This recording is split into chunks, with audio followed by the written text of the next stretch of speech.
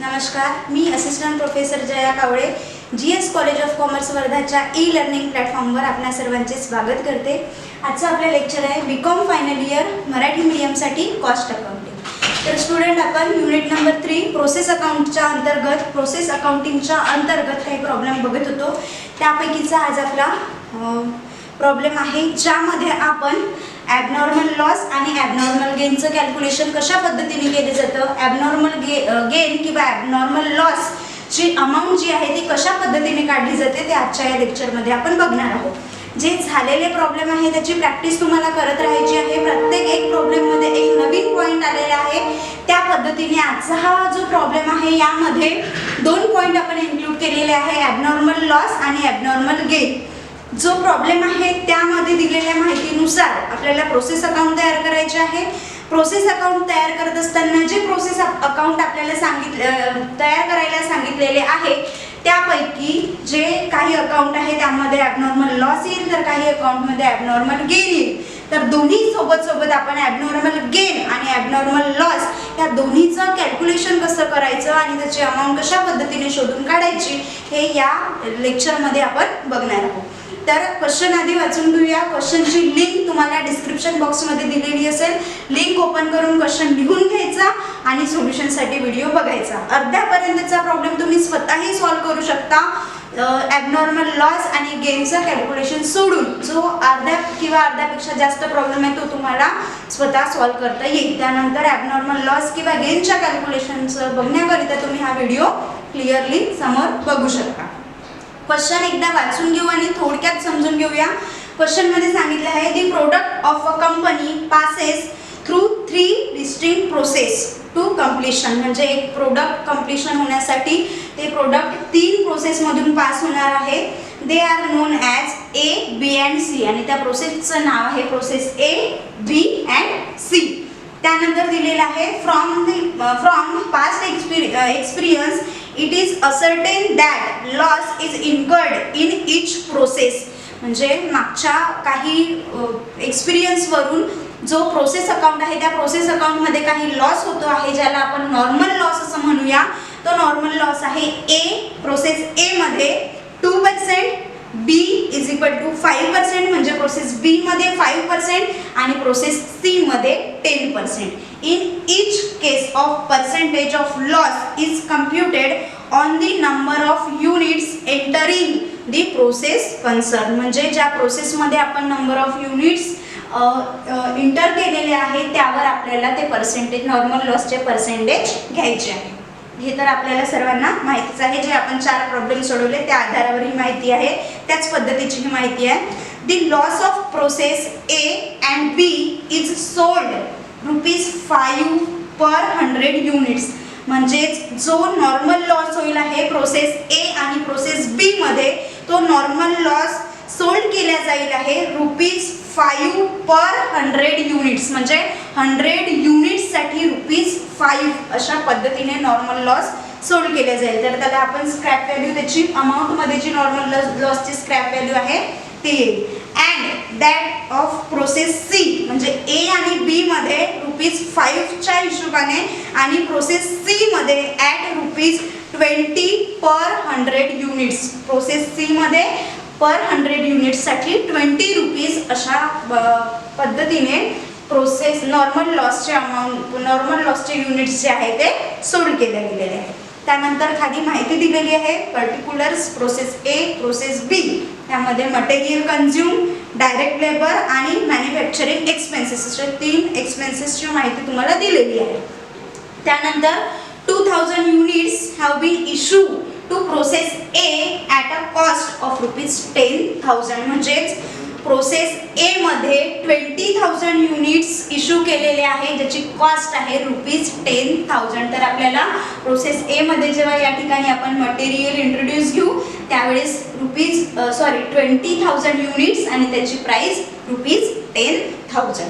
त्यानंतर सांगितलेलं आहे the output of each process has been as under. म्हणजे प्रत्येक प्रोसेस मधलं आउटपुट किती राहील ते सांगितलेलं आहे।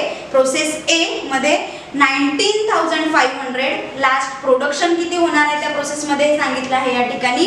प्रोसेस ए मध्ये 19,500, प्रोसेस बी मध्ये 18,800 अँड प्रोसेस सी मध्ये 16,000 and there is no work in progress in any process. कुठेही कसल्याही प्रकारचा वर्क इन प्रोग्रेस त्यामध्ये नाही आहे. फिनिश प्रोडक्ट तुम्हाला प्रत्येक प्रोसेसमधले क्लिअरली सांगितलेले आहे. आणि क्वेश्चनमध्ये विचारलेले आहे prepare process accounts and calculation should be made to the nearest rupee. म्हणजे प्रोसेस अकाउंट तयार करायचं आहे ज्याचं कॅल्क्युलेशन नियरेस्ट रुपीमध्ये राहील. ठीक आहे, अशा पद्धतीने आपल्याला प्रॉब्लेममध्ये सॉल्व्ह करायचं आहे प्रोसेस अकाउंट. आता प्रोसेस अकाउंट तयार करत असताना यामध्ये 3 प्रोसेसमधून जाणारा प्रोडक्ट आहे. 3 प्रोसेस अकाउंट या ठिकाणी आपल्याला तयार करावं लागेल. प्रोसेस ए, प्रोसेस बी आणि प्रोसेस सी. आता ज्या पद्धतीने आपला प्रोसेस अकाउंट सॉल्व्ह करण्याचा जो सिक्वेन्स आहे त्या पद्धतीने आपण सॉल्व्ह करू. सर्वात आधी जी दिलेली माहिती आपल्याला टॅब्युलर फॉर्ममध्ये दिलेली आहे ती माहिती आपण आधी लिहून घेऊया. सर्वात आधी प्रोसेस ए, त्यानंतर बी, सी, 1 बाय 1 घेऊ आपण. सर्वात आधी आपल्याला मटेरियल कन्झ्युम, त्याआधी प्रोसेस ए मध्ये आपल्याला मटेरियल इश्यू दिलेला आहे तर ते मटेरियल आधी आपण घेऊया. तर या ठिकाणी सर्वात आधी material issue, material issue 20,000 units. किती युनिट्स मटेरियल इश्यू केलेलं आहे? 20,000 युनिट्स. अमाऊंट आहे त्याची ₹10,000. ₹10,000. त्यानंतर मटेरियल कन्झ्युम दिलेलं आहे. मटेरियल इश्यू वेगळं पॅरेग्राफमध्ये दिलेलं आहे, मटेरियल कन्झ्युम वेगळं आहे. तर त्यामुळे मटेरियल कन्झ्युम सुद्धा या ठिकाणी येईल. मटेरियल कन्झ्युम, मटेरियल कन्झ्युम किती आहे? डायरेक्ट अमाऊंट दिलेली आहे ₹6,000. त्यानंतर सेम प्रोसेस बी मध्ये सुद्धा आपण मटेरियल कन्झ्युम लिहून घेऊया. आधी या ठिकाणी ए मधल्या मटेरियलसाठी जागा ठेवली, त्यानंतर मटेरियल कन्झ्युम. प्रोसेस बी मध्ये किती आहे मटेरियल कन्झ्युम? ₹4,000. आणि प्रोसेस सी मध्ये सुद्धा मटेरियल कन्झ्युम दिलेला आहे. मटेरियल कन्झ्युम किती आहे? प्रोसेस सी मध्ये ₹2,000. ठीक आहे. त्यानंतर नेक्स्ट एक्सपेन्सेस आहे डायरेक्ट लेबर. तर या ठिकाणी डायरेक्ट लेबर दिलेला आहे. प्रोसेस ए मध्ये 8,000. त्यानंतर डायरेक्ट लेबर प्रोसेस बी मध्ये 6,000 आणि प्रोसेस सी मध्ये डायरेक्ट लेबर आहे. डायरेक्ट लेबर प्रोसेस सी मध्ये आहे ₹3,000. ठीक आहे. त्यानंतर मॅन्युफॅक्चरिंग एक्सपेन्सेस. तर मॅन्युफॅक्चरिंग एक्सपेन्सेस 1 बाय 1 प्रत्येक प्रोसेसमध्ये घेऊया. प्रोसेस ए मध्ये मॅन्युफॅक्चरिंग एक्सपेन्सेस प्रोसेस ए मध्ये दिलेला आहे ₹1,000. त्यानंतर मॅन्युफॅक्चरिंग एक्सपेन्सेस प्रोसेस बी मध्ये मॅन्युफॅक्चरिंग एक्सपेन्सेस प्रोसेस बी मध्ये दिलेला आहे 1,000. आणि या ठिकाणी सुद्धा मॅन्युफॅक्चरिंग एक्सपेन्सेस प्रोसेस सी मध्ये बघा किती दिलेला आहे. प्रोसेस सी मध्ये मॅन्युफॅक्चरिंग एक्सपेन्सेस दिलेला आहे ₹1,500. 1,500. आता जे टॅब्युलर फॉर्ममध्ये इन्फॉर्मेशन दिलेली होती ती तिन्ही प्रोसेसमध्ये लिहून घेतली. आता जे बाकी इन्फॉर्मेशन अदर इन्फॉर्मेशन आहे ती 1 बाय 1 प्रत्येक प्रोसेसनुसार आपल्याला घ्यायची आहे. आधी प्रोसेस ए अकाउंट क्लोज करूया, नंतर प्रोसेस बी अकाउंट क्लोज करूया, नंतर प्रोसेस सी अकाउंट क्लोज करू. आता बघा या ठिकाणी डेबिट साईडला सर्व एक्सपेन्सेस आपण लिहून घेतले. आता क्रेडिट साईडला आपल्याला सर्वात आधी सांगितलेलं आहे नॉर्मल लॉस. म्हणजे मागील पास्ट एक्सपिरियन्सवरून प्रोसेस ए मध्ये जनरली 2% लॉस होतो असं माहितीमध्ये दिलेलं आहे. ए इज इक्वल टू 2% दिलेलं आहे. तर या ठिकाणी प्रोसेस ए मध्ये नॉर्मल लॉसचं कॅल्क्युलेशन आपण करू. तर या ठिकाणी नॉर्मल लॉस किती आहे? 2%. आता 2% कशाचं असते हे? तर जे मटेरियल आपण इंट्रोड्यूस केलेलं आहे त्याच्यात 2% 20,000 इंटू 2%. तर 20,000चे जर समजा 1% केले तर 200, 2% 400. तर या ठिकाणी नॉर्मल लॉस 400 युनिट्स. आता हे जे नॉर्मल लॉस आहे हे नॉर्मल लॉस सेल सुद्धा होत आहे, म्हणजे या ठिकाणी हे नॉर्मल लॉसचं स्क्रॅप आपण सोल्ड करूया. तर या ठिकाणी नॉर्मल लॉसचा स्क्रॅप सोल्ड होईल. तर सोल्ड कशा पद्धतीने होणार आहे त्याचा रेट आपल्याला दिलेला आहे. तर त्याचा रेट आहे ₹5 पर 100 युनिट्स, म्हणजे 100 युनिट्ससाठी किती आहे ₹5. तर 100 युनिट्ससाठी ₹5. तर आपली युनिट्स किती आहे या ठिकाणी 400 युनिट्स. तर 400 युनिट्ससाठी किती राहील. तर असं आपल्याला कॅल्क्युलेशन करायचं आहे. क्रॉस मल्टिप्लिकेशन या ठिकाणी होईल 400 मल्टिप्लाय बाय 5 डिवायडेड बाय 100. जर आपण केलं तर या ठिकाणी आपल्याला नॉर्मल लॉसची अमाऊंट मिळेल, किंवा जनरली आपण 100 साठी 5, 200 साठी 10, 150 साठी 50, तर 200 साठी किती 20. तर असं सुद्धा आपल्याला कॅल्क्युलेशन या ठिकाणी कॅल्क्युलेटरचा यूज न करता सुद्धा ओरली करता येऊ शकते. तर या ठिकाणी नॉर्मल लॉसची स्क्रॅप व्हॅल्यू आपली आलेली आहे ₹20. आता त्यानंतर आपल्याला या ठिकाणी ॲबनॉर्मल लॉस आहे गेन आहे काहीही माहिती नाही आहे, परंतु आपल्याला इनडायरेक्टली त्या ठिकाणी हिंट दिलेली आहे की या ठिकाणी ॲबनॉर्मल लॉस किंवा गेन या दोन्हीपैकी काही ना काही असू शकते. तर ते कसं, तर आपल्याला या ठिकाणी फायनल प्रोडक्शन दिलेलं आहे. तर बघा प्रोसेस एचं फायनल प्रोडक्शन आपल्याला दिलेलं आहे, म्हणजे आउटपुट दिलेलं आहे. तर या ठिकाणी आपण प्रोडक्शन बघा, प्रोसेस ए मधलं प्रोडक्शन किती दिलेलं आहे 19,500.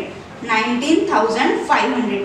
आता 19,500 आपलं टोटल प्रोडक्शन झालेलं आहे. प्रोडक्शन काय होत असते प्रोसेस बी अकाउंटला ट्रान्सफर होईल. तर या ठिकाणी transfer to process B account, transfer to process B account 19,500 units. आता 19,500 युनिट्स आपण डायरेक्टली कॅल्क्युलेशन याचं केलं असतं, पण बघा डेबिट साइडला टोटल युनिट्स किती आलेले आहे आपले. टोटल युनिट्स आपण किती इंट्रोड्यूस केलेले आहे 20,000 युनिट्स. ठीक आहे. त्यानंतर क्रेडिट साइडला बघा 400 युनिट्स आपला नॉर्मल लॉस झालेला आहे, म्हणजे 20,000 मधनं 400 आपला नॉर्मल लॉस झाल्यानंतर आपल्याला टोटल युनिट्स किती पाहिजे आहे 19,600. बरोबर आहे. 20,000 मधनं 400 लेस करा. टोटल आपलं प्रोडक्शन किती व्हायला पाहिजे होतं 19,600, परंतु ॲक्च्युअल प्रोडक्शन किती झालेलं आहे 19,500. कारण यामध्येच आपल्याला कॅल्क्युलेशन करायचं असते. आपण इंट्रोड्यूस किती केलं, आउटपुट किती आहे, नॉर्मल लॉस किती झाला आहे. तर टोटल आपले या ठिकाणी प्रोडक्शन किती व्हायला पाहिजे होतं 19,600, परंतु प्रोडक्शन किती झालेलं आहे 19,500, म्हणजे किती कमी झालेलं आहे 100 युनिट्स. आणि म्हणून हे 100 युनिट्स जे आहे ते काय असते आपला ॲबनॉर्मल लॉस. काय झाला आहे ॲबनॉर्मल लॉस. तर या ठिकाणी 100 युनिट्सचा ॲबनॉर्मल लॉस झालेला आहे. या ठिकाणी आपण लिहूया ॲबनॉर्मल लॉस 100 युनिट्स. आता युनिट्स मध्ये आपण कॅल्क्युलेट केलं की ॲबनॉर्मल लॉस प्रोसेस ए मध्ये 100 युनिट्स झालेला आहे. मग आता याची व्हॅल्यू काय राहील, कारण या ठिकाणी बघा जेव्हा ॲबनॉर्मल लॉस नव्हता तेव्हा आपण डायरेक्ट बॅलन्सिंग फिगरनं जी अमाऊंट उरलेली आहे ती प्रोडक्शनची घेत होतो. बट या ठिकाणी दोन अमाऊंट आपल्याला काढायचे आहे, म्हणजे दोन अमाऊंट आपल्याला माहिती नाही आहे. तर मग कसं करायचं, तर यासाठी आपल्याला आधी ॲबनॉर्मल लॉसची अमाऊंट काढायची आहे आणि मग त्यानंतर जे अमाऊंट उरेल बॅलन्सिंग फिगरने आपण प्रोडक्शनची अमाऊंट इझिली काढू शकतो. तर सर्वात आधी आपल्याला काय करायचं आहे आता कॅल्क्युलेशन ऑफ ॲबनॉर्मल लॉस किंवा ॲबनॉर्मल लॉसची किती अमाऊंट आलेली आहे ते आपल्याला काढायचं आहे. तर यासाठी आपल्याला फॉर्म्युला माहिती पाहिजे. तुम्हाला फर्स्ट किंवा सेकंड लेक्चरमध्ये मी तुम्हाला फॉर्म्युलाज लिहून दिलेला आहे. त्या फॉर्म्युलाच्या बेसवरून आपल्याला ॲबनॉर्मल लॉसची अमाऊंट काढता येऊ शकते. तर फॉर्म्युला काय होता calculation of abnormal loss is equal to units of abnormal loss, म्हणजे ॲबनॉर्मल लॉसचे युनिट्स किती ॲबनॉर्मल लॉस झालेला आहे मल्टिप्लाय बाय डेबिट अमाऊंट, म्हणजे total of debit minus credit amount, म्हणजे टोटल ऑफ क्रेडिट या ठिकाणी divided by units of debit side minus units of credit side. तर या फॉर्म्युल्यावरून आपल्याला करता येईल सर्वात आधी युनिट्स ऑफ ॲबनॉर्मल लॉस किती आहे ॲबनॉर्मल लॉसचे युनिट 100. तर या ठिकाणी आपण 100 युनिट्स, त्यानंतर मल्टिप्लाय बाय डेबिट अमाऊंट, म्हणजे टोटल डेबिट आपल्याला करावी लागेल. टोटल डेबिट जेव्हा आपण करू तेव्हा या ठिकाणी आपली टोटल डेबिट येईल 25,000. टोटल डेबिट अमाऊंट येईल 25,000. त्यानंतर 25,000 डेबिटमधनं आपल्याला क्रेडिट किती झालेले आहे, क्रेडिट आहे फक्त 20, तर या ठिकाणी 20 लेस होईल. त्यानंतर divided by units of debit साईडला किती युनिट्स आहे, 20,000 युनिट्स. क्रेडिट साईडला युनिट्स किती आहे, 400 लॉस झालाय ना आपला, तर या ठिकाणी युनिट्स ऑफ नॉर्मल लॉस किती आहे, 400. आता याचं कॅल्क्युलेशन आपण करू शकतो. या ठिकाणी आधी हे 100 जसे आहे तसे राहू द्या, 100 जसे तसे ठेवले आपण. 25,000 मायनस 20 जर केलं तर 24,980 मिळाले. डिवायडेड बाय 20,000 मायनस 400 करा, आपल्याला मिळेल 19,600. आणि याचं कॅल्क्युलेशन आपण कॅल्क्युलेटरवर जर केलं तर आपल्याला याची अमाऊंट मिळेल 127 अप्रॉक्सिमेटली 127 रुपीज. याचं 126 पॉईंट समथिंग येईल, त्याला आपल्याला अप्रॉक्स करायचं आहे 127. म्हणजे नॉर्मल लॉसची अमाऊंट किती मिळालेली आहे आपल्याला, 127 रुपीज. या ठिकाणी 127 ॲबनॉर्मल लॉस आपल्याला मिळालेला आहे. आता दोन्ही साईडची बेरीज करून जे बॅलन्सिंग फिगर येईल त्याची प्रोडक्शनची अमाऊंट आपण क्लिअरली इझिली काढू शकतो. या ठिकाणी डेबिटची टोटल होईल 25,000. टोटल 25,000 मधनं 147 लेस करून टाका. 147 लेस झाल्यानंतर आपल्याला मिळेल 24,853. 24,853. आणि या ठिकाणी टोटल होऊन जाईल, टोटल 20,000 युनिट्स आणि याची टोटल होईल ₹25,000.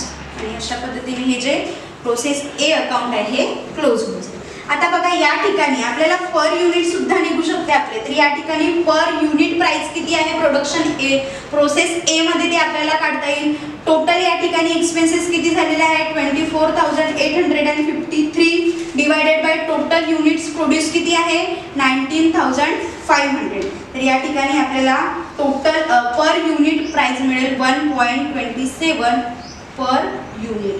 तर पर युनिट प्रोडक्शन प्राइस मिळाली आपल्याला 1.27 मल्टिप्लाय बाय, या ठिकाणी आपण पर युनिटचं कॅल्क्युलेशन केलं, मल्टिप्लाय बाय 100 केलं तर 127 येईल. मल्टिप्लाय बाय 19,500 केलं तर 24,853 असं या ठिकाणी आपल्याला प्रोडक्शनचं कॅल्क्युलेशन सुद्धा या पर युनिटवरून काढता येऊ शकते.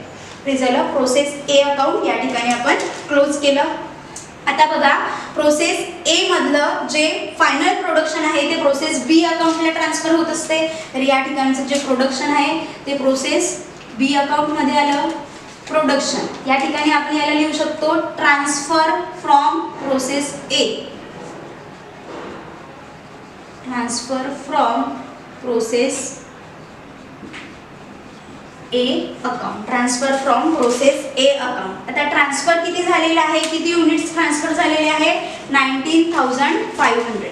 तर या ठिकाणी युनिट्स 19,500. त्यानंतर अमाऊंट मध्ये किती आहे, 24,853.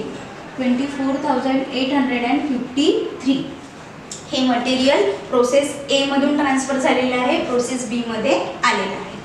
आता प्रोसेस ए मधले एक्सपेन्सेस प्रोसेस बी मधले एक्सपेन्सेस आपले सर्व लिहून झालेले आहे. आता आपल्याला या ठिकाणी वन्स अगेन पुन्हा नॉर्मल लॉसचं कॅल्क्युलेशन करावं लागेल.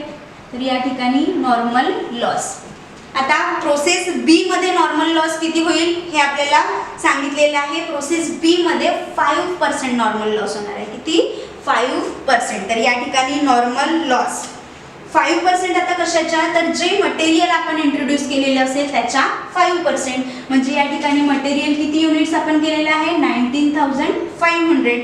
याचे 5% आपल्याला काढावं लागेल.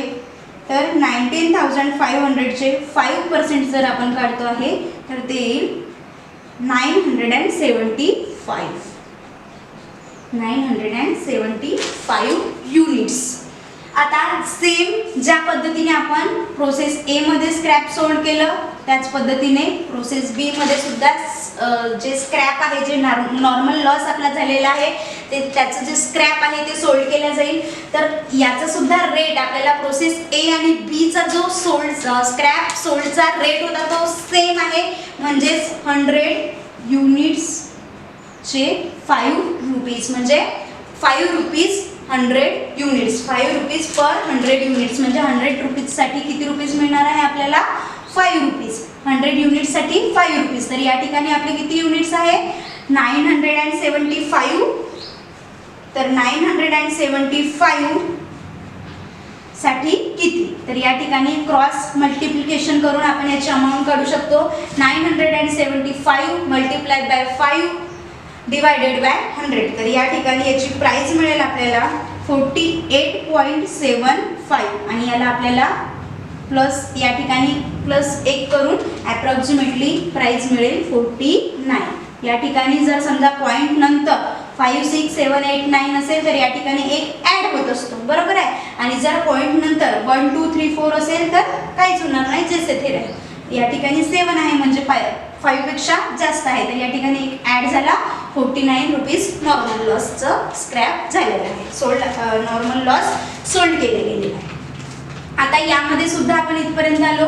आता फायनल प्रोडक्शन प्रोसेस बी मध्ये सुद्धा आपल्याला फायनल प्रोडक्शन दिलेलं आहे. क्वेश्चन मध्ये बघा, प्रोसेस बी मध्ये फायनल प्रोडक्शन किती होणार आहे 18,800 युनिट्स. किती होत आहे 18,800 युनिट्स. आता बघा डेबिट साइडला आपण बघू तर डेबिट साइडला टोटल युनिट्स इंट्रोड्यूस किती आहे 19,500, बरोबर आहे. टोटल युनिट्स इंट्रोड्यूस किती आहे 19,500. 19,500 मधनं 975 लेस करा. 975 लेस केल्यानंतर आपल्याला टोटल जे प्रोडक्शन मिळालेलं आहे ते प्रोडक्शन मिळालेलं आहे 18,800. म्हणजेच या ठिकाणी जे प्रोडक्शन आहे ते प्रोडक्शन जास्त झालेलं आहे. आता प्रोडक्शन किती जास्त झालेलं आहे तर प्रोडक्शन जास्त झालेलं आहे 532. आता जे एक्स्ट्रा प्रोडक्शन आपलं झालेलं आहे ते एक्स्ट्रा प्रोडक्शन म्हणजे असते आपला normal gain, sorry abnormal gain. या ठिकाणी टोटल 19,500 त्याची जर टोटल आपण केली तर 18,800 प्लस 975 जर आपण केलं तर या ठिकाणी आपल्याला टोटल मिळेल 19,775. ठीक आहे.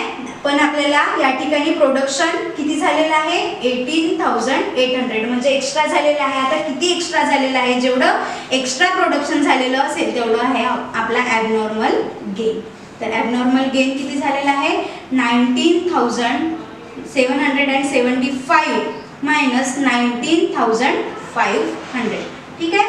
प्रोडक्शन किती व्हायला पाहिजे होतं लेस झाल्यानंतर कमी व्हायला पाहिजे होतं, परंतु 19,775 म्हणजे जेवढं आपण इंट्रोड्यूस केलं त्यापेक्षाही जास्त झालं. म्हणजे आणि जे जेवढं जास्त झालं तेवढं आहे आपला ॲबनॉर्मल गेन. तर ॲबनॉर्मल गेन आहे आपला 275 युनिट्स.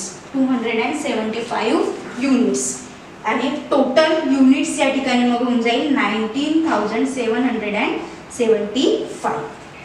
आता बघा यामध्ये सुद्धा आपल्याला जसं ॲबनॉर्मल गेन या ठिकाणी आला, आता ॲबनॉर्मल गेनचं पण कॅल्क्युलेशन आपल्याला करावं लागेल, कारण ॲबनॉर्मल गेन किती झालेलं आहे आपल्याला माहिती नाही. युनिट्स माहिती आहे की 275 युनिट्स ॲबनॉर्मल गेन झालेला आहे, परंतु त्याची अमाऊंट काय प्रोडक्शनची अमाऊंट सुद्धा आपल्याला माहिती नाही आहे. तर याची अमाऊंट सर्वात आधी आपल्याला ॲबनॉर्मल गेनची अमाऊंट काढता येईल आहे.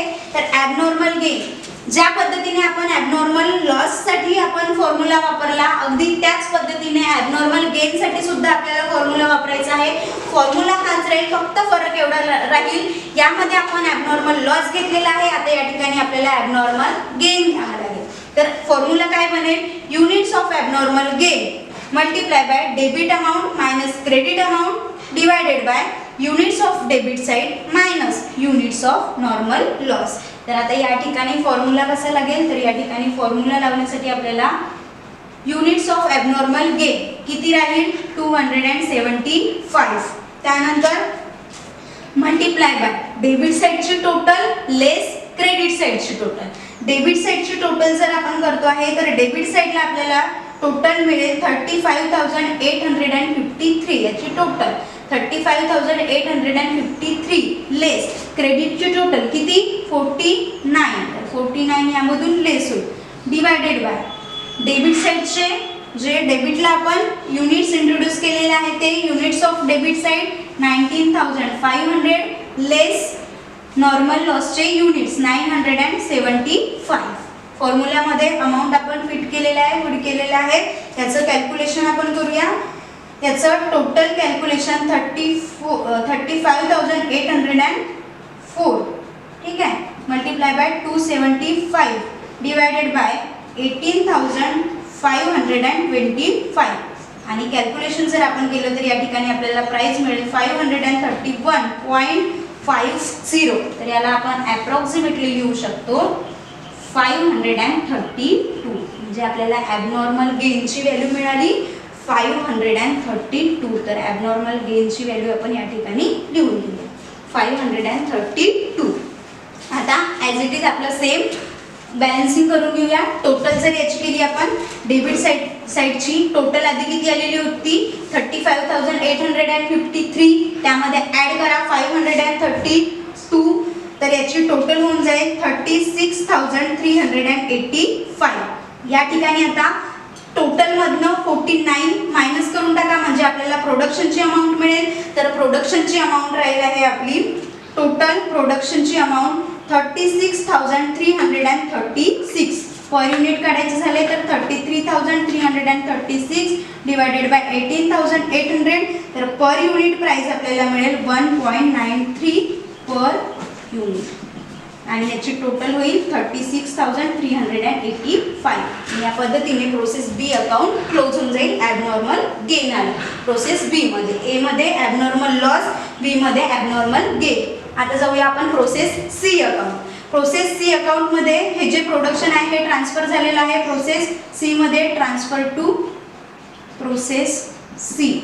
आता या ठिकाणी येईल प्रोडक्शन ट्रान्सफर होईल ए मधून transfer from process A account. Transfer from process process B account. C मध्ये आलं म्हणजे प्रोसेस बी मधून ट्रान्सफर झालेले आहे. किती आहे 18,800 आणि अमाऊंट किती आहे 36,336. ठीक आहे.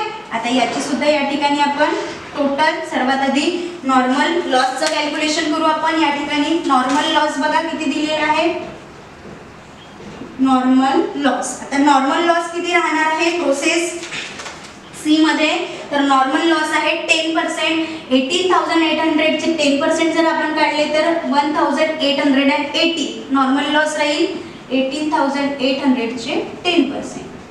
त्यानंतर स्क्रॅप सोल्ड.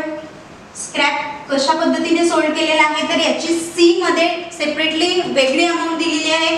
ए आणि बी मध्ये आपण ₹5 पर 100 युनिट्स केलं. बट आता या ठिकाणी आपल्याला ₹20 पर 100 युनिट्स दिलेला आहे. म्हणजे 100 युनिट्स साठी किती रुपीज मिळणार आहे 20 रुपीज. युनिट्स किती आहे 1,880. तर किती राहील 1,880 मल्टिप्लाय बाय 20 डिवायडेड बाय 100. जर आपण केलं तर या ठिकाणी आपल्याला नॉर्मल लॉस चं स्क्रॅप मिळेल 3,760.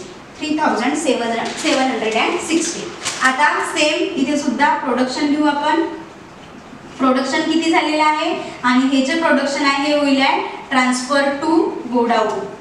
Transfer to godown. आता प्रोसेस सी मध्ये बघा प्रोडक्शन किती दिलेलं आहे 16,000 युनिट्स.